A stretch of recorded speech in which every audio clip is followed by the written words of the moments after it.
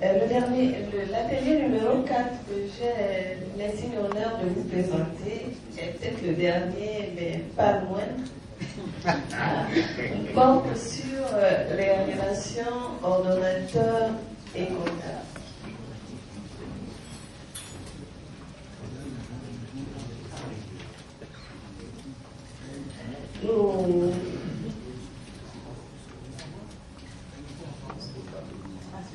Les relations ordonnateur et comptable, traditionnellement basées sur le principe de séparation, a fortement évolué à la lumière des réformes présentées tout au long de ce colloque, dans un souci donc de transparence et de fluidité dans la chaîne d'exécution de la défense.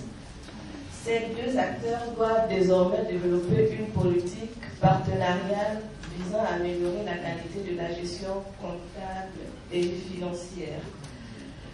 Dorénavant, nous avons des relations beaucoup plus basées sur la méfiance et nous évoluons sur des relations de confiance. Donc, les points approfondis lors de cet atelier ont été les suivants. Le modérateur de notre atelier nous avait proposé un canevas, mais après un tour de table fluctué, nous avons dû ajouter quelques points à l'ordre du jour qui nous avaient été présentés pour tenir compte des préoccupations et des particularités de chacun des parties. Donc, à cet ordre du jour, nous avons ajouté les contraintes de l'outil informatique dont les degrés diffèrent selon les pays. Il y a des pays où les outils informatiques sont déjà assez évolués, parce que pour améliorer les relations entre les ordonnateurs et les comptables, l'outil informatique doit forcément suivre. Et dans le deuxième point que nous avons évoqué était les moyens financiers et humains. Donc derrière l'évolution de toutes les réformes, il y a des moyens humains à mettre en place et derrière aussi des moyens financiers, surtout pour soutenir l'acquisition des outils informatiques modernes et efficaces.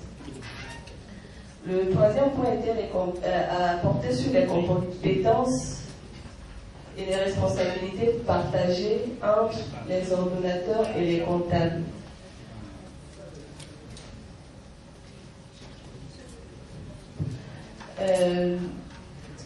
À ce point s'est ajouté donc l'adaptation des textes. Dans beaucoup de pays, le texte de base est le règlement général de la comptabilité publique, sur la comptabilité publique, appelé différemment, mais pour beaucoup c'est le règlement général de la comptabilité publique qui statue sur cette séparation ordonnateur et comptable.